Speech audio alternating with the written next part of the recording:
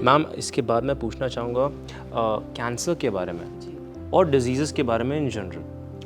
Negative energies से कैसे आपको एक डिजीज़ होती है, इसके बारे में आप थोड़ा बता सकते हैं? देखिए, नेगेटिव एनर्जी है जो हमारे इसमें क्वांटम फिज़िक्स में जो मुझे जियोपैथोलॉजी के उसमें पढ़ाया गया था, जर्मनी की इनफैक्ट पूरी रिसर्च है और उन्होंने इसको पेटेंट भी किया है।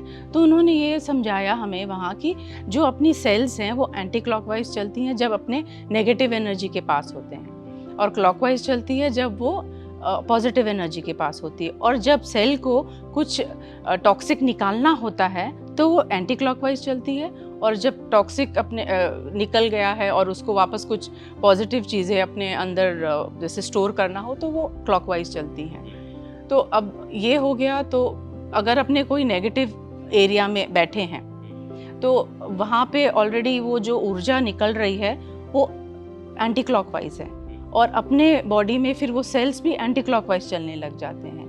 तो जो अच्छी अपनी ऊर्जा है वो भी वो निकालने लग जाएगी। तो इसीलिए ये जो नेगेटिव एनर्जी में अपने रहते हैं या ज़्यादा देर, चाहे ये अर्थ से आ रही हो, चाहे ये आजकल का जो रेडिएशन है, जो सेल्युलर नेटवर्क है, चाहे ये अपने बहुत सारे अपने देखते हैं कि अपने अगर वाईफाई भी ऑन करें तो बहुत सारे मॉडेम के बहुत सारे वो आ जाते हैं कि आप बहुत सारों से कनेक्ट कर सकते हैं। तो उससे भी बहुत ज़्यादा रेडिएशन हो गया है, और अपना जो सेल है ना वो 0.70 MV पे चलता है। MV मतलब मिली वोल्टेज। ओके।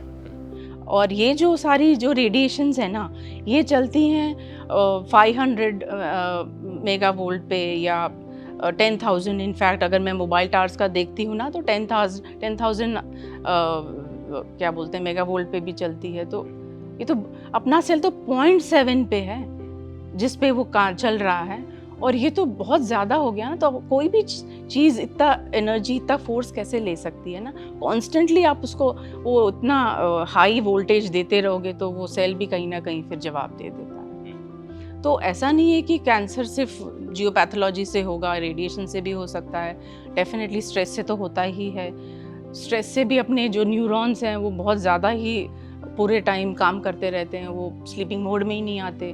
तो इसका भी ये बहुत बड़ा कारण है। इसीलिए बेड कैसे होने चाहिए वो भी विश्वकर्मा जी ने इसमें पूरे डिटेल में बताया है कि आपके बेड का साइज़ क्या होना चाहिए, आपको मतलब कौन सा वुड यूज़ करना चाहिए। बेड के नीचे आपने देखते हैं आजकल जितना भी कचरा होगा ना जो घर में दिखाना नहीं चाहेंगे किसी को, वो बेड के नीचे रख देते हैं। तो मेरे साथ ये होता है। तो मैं जाती हूँ क्लाइंट्स को बोलती हूँ आप बेड खोलिए, तो बेड के नीचे तो माय गॉड मतलब पूरा अलग ही मुझे दुकान मिलती है वहाँ पे। और वो स्पाइडर्स और वो सब तो वेब्स तो रहते ही हैं। तो सबसे पहले जाते ही मैं बेड्स खाली करवाती हूँ। तो ये भगवान ने क्लियरली कहा है कि पाए होने चाहिए, स्पेशली चांदी के पाए हो तो बहुत अच्छा है। सोने के, इसीलिए राजा महाराजाओं को सोने का बेड, सोने के पाए रहते थे। उनमें भी एनर्जी है, वो पॉजिटिव एनर्जी देते हैं, अपने सेल्स को पॉजिटिव एनर्जी मिलती है तो वो थोड़ा अच्छा काम करते हैं सेल्स। तो वो जो किंग है उसमें भी एनर्जी रहती है तो वो अपने उसका कल्याण अच्छे से कर सकते हैं, अपने जो जनता है उनका। तो इसीलिए राजा के तो आज उस राजा के संदर्भ में अपने हैं कि भाई हम भी अच्छा काम करें एज अ लीडर अपने। तो अपने बहुत सारे जो अपने आसपास में फैमिली मेम्बर्स हैं सबको अपने राइट गाइड कर सकते हैं। तो ये है कि मतलब सेल इस तरह से काम करता है तो कैंसर के चांसेस ज़्यादा हो जाते हैं।